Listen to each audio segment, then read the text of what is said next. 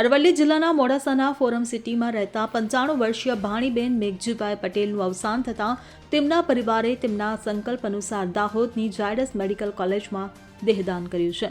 મૂળ વાવ કંપાના વતની ભાણીબેનના 3 પુત્રો સુરેશભાઈ પોકાર, નવનીતભાઈ પોકાર અને મુકુંદભાઈએ માતાના પાર્થિવ દેહનું દાન કર્યું હતું. દેહદાન એ મૃત્યુ બાદ અપાતું સર્વોત્તમ દાન ગણાય છે, પરંતુ ધાર્મિક પરંપરા અને સામાજિક લાગણીઓને કારણે ગુજરાતમાં મૃત્યુ બાદ દેહદાનની ઘટનાઓ ઓછી જોવા મળે છે. હિન્દુ ધર્મમાં અંતિમ સંસ્કારનું મહત્વ હોવાથી મોટાભાગે લોકો દેહદાન કરવામાં અચકાય છે. જાયન્ટ્સ ગ્રુપ મોડાસાના સહયોગથી આ દેહદાન શક્ય બન્યું હતું. પવિત્ર શ્રાવણ માસમાં કરવામાં આવેલા આ દેહદાનથી સમાજ સેવાનું ઉમદા ઉદાહરણ પૂરું પાડવામાં આવ્યું છે. આ દેહદાનથી તબીબી અભ્યાસ કરતા વિદ્યાર્થીઓને શરીર રચના સંબંધિત જ્ઞાન મેળવવામાં મદદ મળશે. મોડાસામાં કચ્છી સમાજના પોકાર પરિવારના 3 પુત્રોએ માતાના દેહાંત બાદ દેહદાન કરવાનો સંકલ્પ પૂર્ણ કર્યો.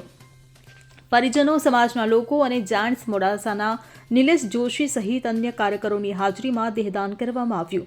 આ દેહદાનથી મેડિકલના વિદ્યાર્થીઓને મનુષ્યના શરીરની રચના અને અવયવો વિશેના અભ્યાસમાં મદદ મળશે. ભાણીબેન પોકારના પાર્થિવ દેહનું દાન આવનારી પેઢીઓ માટે પ્રેરણારૂપ બન્યું છે. કચ્છી પરિવારના પુત્રોએ દેહદાન મહાદાનના સૂત્રને સાર્થક કર્યું છે.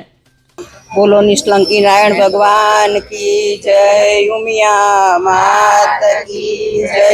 અને હવે અમારા આ ફઈ હતા તો એનું અમે દેહદાન કર્યું છે એના દીકરાઓએ. તો આગળની છોકરાઓ જે ભણતા હોય એના માટે એક સાબિતરૂપ થાય કે એને આગળની નવી કોઈક ટ્રીક શીખવી હોય તો શીખવા મળે. અને આપણે દેહદાનનું ખાલી હવે અગ્નિ સંસ્કાર કરી નાખીએ તો એનો કોઈ મતલબ નથી. ને એના માટે આ દેહદાન કરીએ તો આગળના નવા છોકરાઓને ભણતર માટે, શિક્ષણ માટે બહુ જ પ્રેરણારૂપ થાય. અને એ માટે આ એના દીકરાઓએ સરસ મજાનું વિચાર્યું છે અને દેહદાન કર્યું છે. અને આગળ સમાજમાં પણ આવું કોઈ વિચારે તો એના માટે સરસ પ્રેરણારૂપદાય થાય અને છોરાને શિક્ષણ સરસ મળે. મારું નામ સુરેશભાઈ મેઘજીભાઈ પોકાર છે ને હું અસલ મારું જન્મસ્થળ ધર્મેડા કંપા તાલુકો ધનસુરા મુકામે થયેલ છે, પરંતુ ત્યાં સેટ ના થતાં વાવ કંપા જમીન વસાવેલ અને ત્યાં સ્થાયી થયેલ આજ દી પર્યંત. અને હાલમાં અમે 3 ભાઈઓ મોડાસા ખાતે રહીએ છીએ અને પોતપોતાના બિઝનેસ ચલાવીએ છીએ. આ પહેલાં અમારા પિતાશ્રી મેઘજીભાઈ લખુભાઈ પોકાર લગભગ 1 વર્ષ પહેલાં દેહ છોડ્યો હતો. એ વખતે પણ અમે દેહદાન આપેલું અને લોકોએ ખૂબ પ્રશંસા કરી હતી. એવી રીતે આજની તારીખમાં પણ અમારા માતુશ્રી ભાણીબેન મેઘજીભાઈ પોકારનું પણ અમે દેહદાન કરવા જઈ રહ્યા છીએ. આનો લાભ સીધો વિદ્યાર્થીઓ, એન્જિનિયરિંગ વિદ્યાર્થીઓ અને ડૉક્ટર લાઇન, મેડિકલ લાઇનમાં જે અભ્યાસ કરતા હોય એમને ખૂબ જ લાભદાયી નીવડશે એવી હું અપેક્ષા રાખું છું. અને માતાજીને સ્વર્ગમાં વાસ મળે એવી પ્રભુ પાસે પ્રાર્થના. આવો વિચાર કેવી રીતે આવ્યો હતો?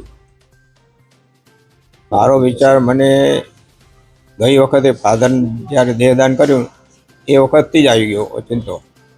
ફાધરનો વિચાર હતો? ના, તમારો વિચાર? અમારો 3 ભાઈનો જ વિચાર હતો અને 3 ભાઈએ જલ્દી જ નિર્ણય લઈ લીધો હતો ફાધર વખતે.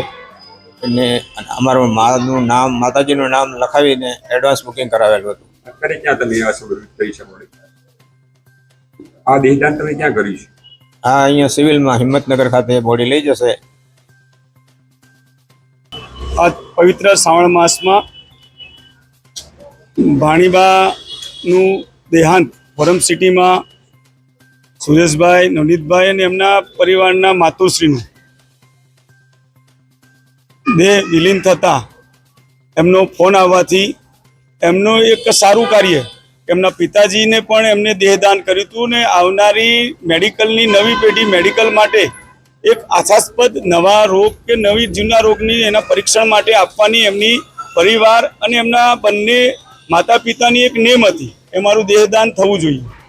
આ શુભ ભાવનાથી આજે ફરી એમના માતુશ્રીના નિધન વખતે ફોન આવવાથી આજે એવી જગ્યાએ કે દાહોદની મેડિકલ, ઝાયડસ મેડિકલ કોલેજમાં કે જ્યાં દેહદાન કરવાની સંખ્યા ઓછી હોય છે, ત્યાં મોડાસાથી લગભગ 200-250 કિલોમીટરના અંતરે આજે મેડિકલ કોલેજ દાહોદ ખાતે આ દેહને ત્યાં પહોંચતા કરવામાં આવે છે. અને આવનારી નવી મેડિકલની પેઢી આમાંથી ઘણું બધું શીખશે અને ભારતના ગરીબ લોકો માટે અને આ લોકો માટેની સેવાની ભાવના આનાથી શીખીને મેળવશે, ત્યારે આ પરિવારની એક શુભ ભાવના એ મોડાસા પંથકમાં, અરવલ્લી પંથકમાં એક પ્રેરણારૂપ બની છે. ભગવાન એમના પરિવારને ખૂબ શક્તિ આપે અને ખૂબ સારું જીવન આપે એવી પ્રાર્થના. મારું નામ નાનજીભાઈ ધનજીભાઈ વાસાણી છે. હું એ ફોરમ સિટીમાં ડી બ્લોકમાં રહું છું. અહીંયા આજે સવારમાં વહેલી સવારે એક માતુશ્રીનું મરણ થયું. એ માતુશ્રી મારા મિત્ર સુરેશભાઈ મેઘજીભાઈ પોકાર હતા, એમના માતુશ્રી હતા. એમણે ત્રણેય ભાઈઓ થઈને સાથે મળીને એમના પહેલાં પણ એમના ફાધરના પણ મેડિકલને દેહદાન આપેલું હતું અને એમને ફરી પણ આ સારો સુવિચાર આવ્યો કે આ એમની માતુશ્રીનું પણ અમારે મેડિકલમાં દેહદાન આપવું છે.